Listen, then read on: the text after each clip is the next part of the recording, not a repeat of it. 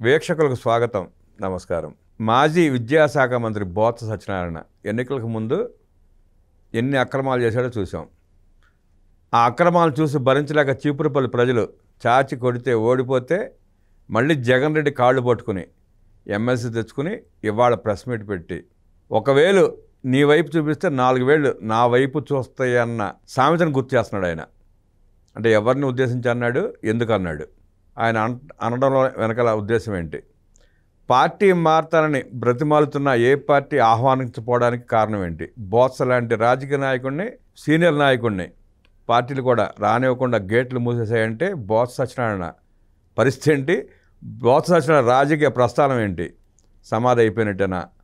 రాజకీయ జీవితం క్లోజ్ అయినా? వివరించడానికి మనతో పాటు సోషల్ యాక్టివిస్ట్ శ్రీల గారు ఉన్నారు. వారిని అడిగి మరిన్ని విశేషాలు తెలుసుకుందాం. నమస్తే. నమస్తే అండి.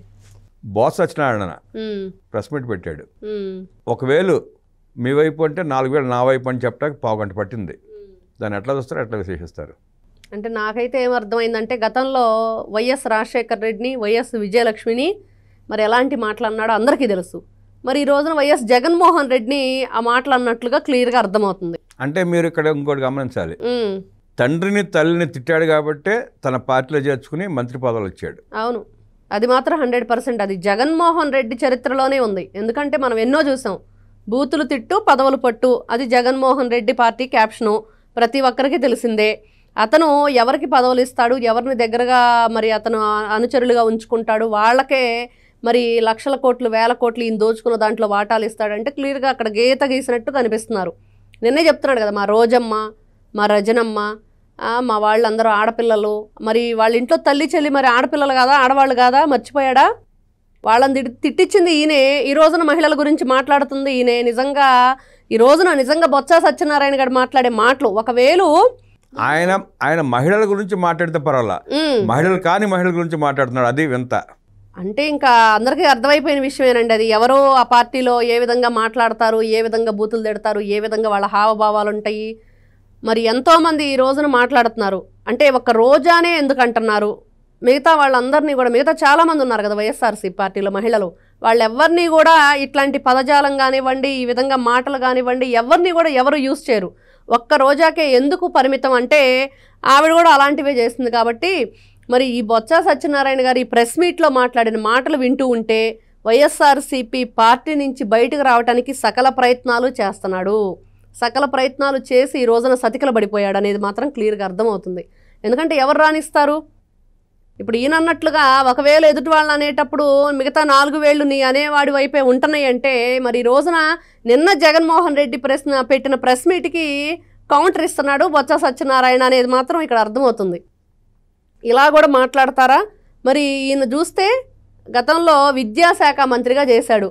నిజంగా నవ్వొస్తుంది. ఈయన విద్యాశాఖ మంత్రిగా చేసి ఏం చేశాడు అని అంటే, మరి ఏ రోజైనా సరే పిల్లలకి వీళ్ళు ఏ విధమైన అక్కడ సౌకర్యాలు కల్పించారు, ఏ విధంగా చేశారు చూస్తే. మీరు ఈ సౌకర్యాలు కాదు, విద్యాశాఖ మంత్రిగా ఆయన పనిచేసి ఉపాధ్యాయుల బదిలీలకి ఒక్కొక్క ఉపాధ్యాయుడి దగ్గర 5 లక్షల రూపాయలు తీసుకున్నాడు. 5 లక్షలు ఒక్కొక్క ఉపాధ్యాయుడి దగ్గర బదిలీ కోసమే. మరి వీళ్ళు టీచర్లు బాత్రూంలో ఫోటోలు పెట్టమన్నారు, మరి బాత్రూంలో మెయింటెనెన్స్ గురించి వీళ్ళ దగ్గర చూసాము.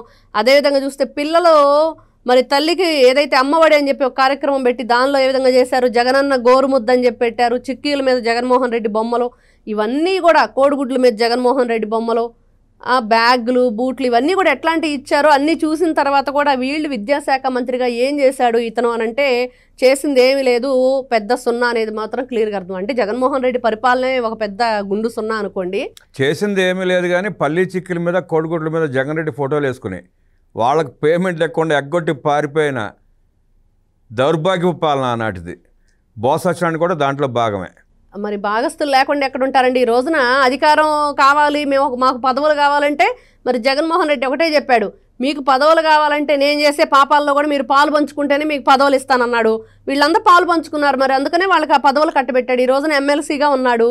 ఎందుకున్నాడంటే మనం చూసాం, అంటే తనకి ఆరోగ్య పరిస్థితి బాగాలేకపోయినా కూడా జగన్మోహన్ రెడ్డి కార్యక్రమానికి రావాలి అంటే ఆ ఎండలో కళ్ళు తిరిగి పడిపోయాడు ఆయన. అంటే ఎంత దుర్మార్గంగా ఉంది జగన్మోహన్ రెడ్డి పరిస్థితి అంటే వాళ్ళ సొంత ఎమ్మెల్సీకి కూడా ఆరోగ్యం బాగలేకపోయినా కూడా నా మీటింగ్కి రావాలంటే జనాలు ఎవరూ లేరు. నిన్న చూసాం, ఎవ్వరూ లేక వీళ్ళే మరి గ్రాఫిక్స్ వేసుకునే పరిస్థితి. మరి ఎవరైతే ఈ బొత్స సత్యనారాయణ గారు మాట్లాడే మాటలకు అర్థం లేదు, మరి అదేవిధంగా ఎవరికి అర్థమయ్యేటట్లు ఉన్నాయి అంటే వైఎస్ జగన్మోహన్ రెడ్డికి అర్థమయ్యేటట్లు ఉన్నాయి అనేది క్లియర్గా అర్థమవుతుంది. సొంత తండ్రిని నానా దుర్భాషలు ఆడాడు బొత్స సత్యనారాయణ. ఒకనొక టైంలో రాజశేఖర రెడ్డిని ముఖ్యమంత్రి కాకుండా అడ్డం పడ్డ వ్యక్తి కూడా బొత్స సత్యనారాయణ. తల్లిని కూడా దూషించాడు అసెంబ్లీ సాక్షిగా. అలాంటి వాడు లెగిస్తే తండ్రి పేరు చెప్పుకుని రాజకీయ పబ్బం గడుపుకునే జగన్మోహన్ రెడ్డి తండ్రిని దూషించిన వ్యక్తిని తీసుకొచ్చి మంత్రి పదవిని ఇవ్వటాన్ని ఎలా చూస్తారు? ఇక్కడ జగన్మోహన్ రెడ్డికి చాలా ఇష్టమైన విషయం వాళ్ళని తిట్టించటం, ఆ తిట్టిన వాళ్ళకి పదవులు ఇవ్వటం. అందుకనే ఆయనకు కూడా పదవి ఇచ్చాడు. ఈ రోజున మనం ఇప్పటి వరకు కూడా చూస్తే ఎవరైతే బాగా బూతులు తిడతారు, కొడాలి నాని, పేర్ని నాని మనం చూసాం. కొడాలి నాని ప్లేస్ని రీప్లేస్ చేయడానికి పేర్ని నాని వచ్చాడు. ఆ తర్వాత చూసుకుంటే రోజా, మరి ఈ ఎవరైతే ఉన్నారో ఇంకా ఉన్నారు బూతులు తిట్టేవాళ్ళు, ఇంకా బూతుల మంత్రి కొడాలి నాని అందరికీ తెలుసు. మరి రప్ప నరికేస్తామంటూ మొన్న కూడా ప్లకార్డ్స్ పట్టుకున్నారు అనిల్ కుమార్ యాదవ్.